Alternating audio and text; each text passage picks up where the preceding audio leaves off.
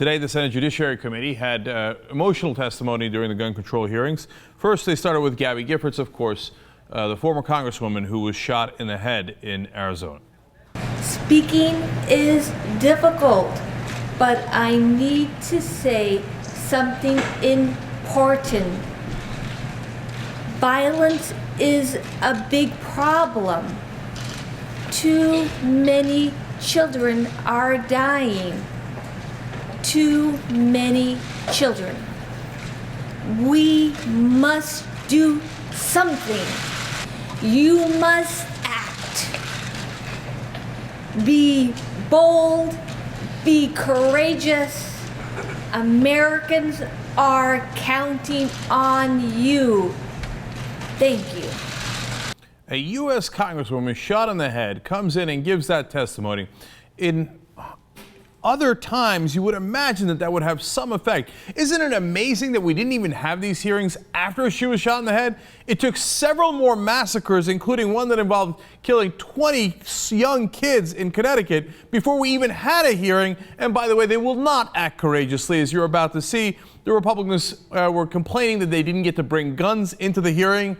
I'm not kidding. Ted Cruz, Lindsey Graham. Now, they say they were not going to put bullets in the weaponry, but they wanted to show it during the hearings. Wow, they seem so moved by all of this. And of course, Lindsey Graham also complained that there's just not enough bullets if you only have 6 or 10 or 15 in a magazine. He needs so many more bullets. Do they seem like they're moved by the fact that one of their colleagues was shot in the head? Of course not. Then Gabby Giffords' husband also gave testimony, and as Mark Kelly was talking, something amazing happened.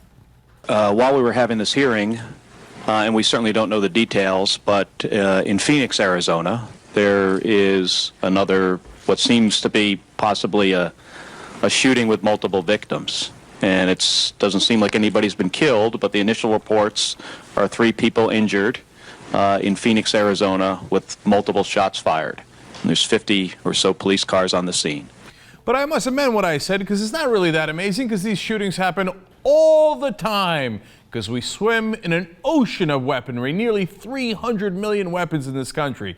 So what happened? There was a simple disagreement in Phoenix, as far as we can tell, and a guy decided to pull out his gun, because everybody's got one. When he got upset, shot 3 people, and the update on that story, by the way, is one of the women shot is now dead. She died in the hospital. Speaking of dead people that was shot by guns in Chicago, Hadia Pendleton, a 15-year-old majorette that actually went to the inauguration of President Obama. She was one of the people that were in the parade. Guy comes in, there's 12 kids standing underneath a roof because it was raining. He shoots a couple of them, including her. She's dead.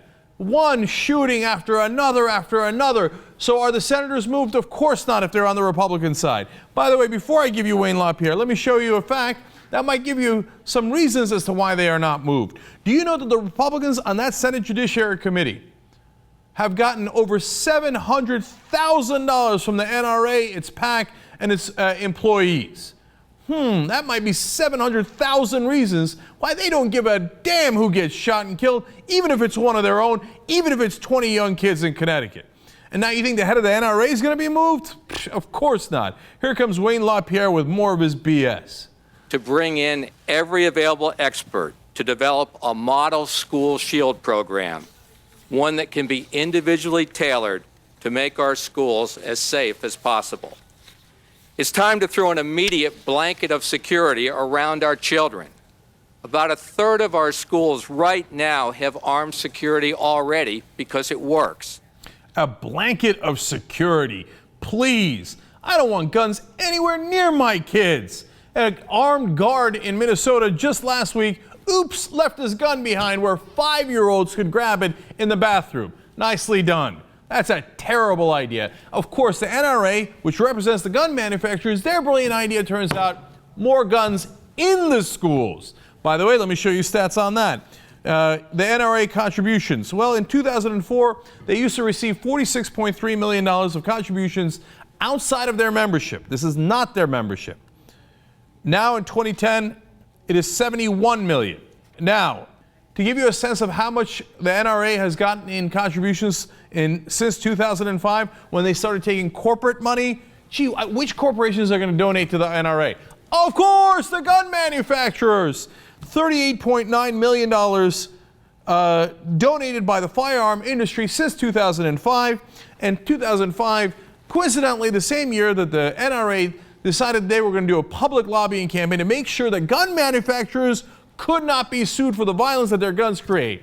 22 different firearms makers giving money to the NRA. And look at that, Wayne LaPierre goes out and says, no, more guns, more bullets, more high-capacity magazines. So you think that he doesn't want the gun sales that happen without any check, the background check on it? No, he loves that. That's how you funnel more guns into illegal criminals' hands. You sell more guns that way. And by the way, Wayne LaPierre gets about $1 million a year for that job, funded partly by those gun manufacturers who don't give a damn if it's in the right hands or the wrong hands, as long as we're all getting shot and they make more money. Now, LaPierre is going to be challenged by Senator Leahy. Listen to what Leahy says about LaPierre's position in 1999. That quote is absolutely accurate and shows you what a fraud LaPierre is. That before he started taking money from gun manufacturers, he was in favor of background checks. Watch. And you testify, quote, nobody's more committed than we are to keeping guns out of criminals' hands. I assume you're still just as committed to keeping guns out of the hands of criminals. Is that correct? Yes, sir. Now, in your testimony in 99, you supported mandatory instant criminal background checks for every sale at every gun show. You said, quote, no loopholes anywhere for anyone. Do you still, as you did in 1999, still support mandatory background checks at gun shows? Yes or no? Yes or no? And the reality is, you can't answer that question. Keep going. We supported the National Instant Check system on dealers. I'm talking about gun shows. Should we have mandatory background checks at gun shows for sales of weapons? If you're a dealer, that's already the law. If you're talking... That's not my question. Please, Ms. LaPierre, I'm not trying to play games here, but if you could, it'd help everything. Just answer my question. Senator, I do not believe the way the law is working now, unfortunately, that it does any good to extend the law to private sales between hobbyists and collectors. Okay, so you do not support mandatory background checks in all instances at gun shows? We do not, because the fact is the law right now is a failure the way it's working. Then do I understand, back in 99 you said no loopholes anywhere for anyone, but now you do not support background checks for all buyers of firearms? I think the National Instant Check system, the way it's working now, is a failure because this administration is not prosecuting the people that they catch. LaPierre, my time is up. With all due respect, that was not the question I asked, nor did you answer. But I think it is the answer. No, it's not the answer. You can't answer that question because before you started taking money from gun manufacturers, you said, well, obviously background checks. In every case, it makes total sense. Now you say, in no case does it make sense because you got paid to say that because those guys make more money if there's more gun sales there that goes in the hands of the drug cartels and the criminals, etc. Wayne LaPierre is one of the dirtiest lobbyists in the whole country. I mean, this guy, I know the lobbyists, this is what they get paid for. And they want to funnel the money and all the advantages to the people that they represent. I understand that. But my God, man, 20 kids just died. And they do it all the time. That 15-year-old girl just died. They don't give a damn. He deals in death. He makes money off of death. And apparently, he enjoys it. Before I thought background checks made great sense. Now I think they don't make sense. So what? I get paid either way, and I already paid the Republicans on this panel, so I'm wasting my time here. They're going to vote exactly as I told them to vote. So Senator Leahy, you can have all the wonderful points you want. It doesn't matter. Gabby Giffords can come and give an emotional speech. It doesn't matter. I already bought the Republican senators. I've already won this, and I did it through the money. Dick Durbin's going to take him on one more case for what it's worth.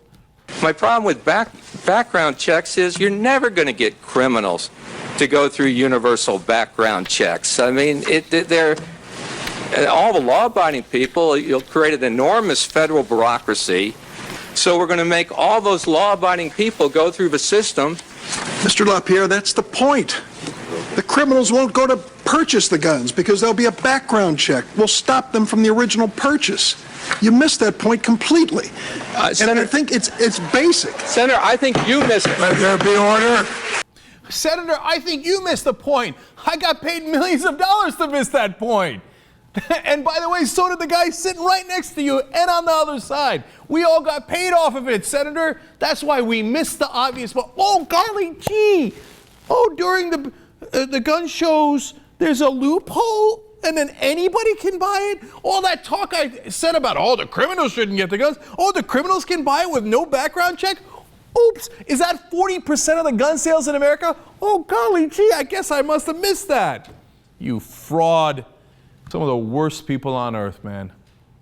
No conscience whatsoever.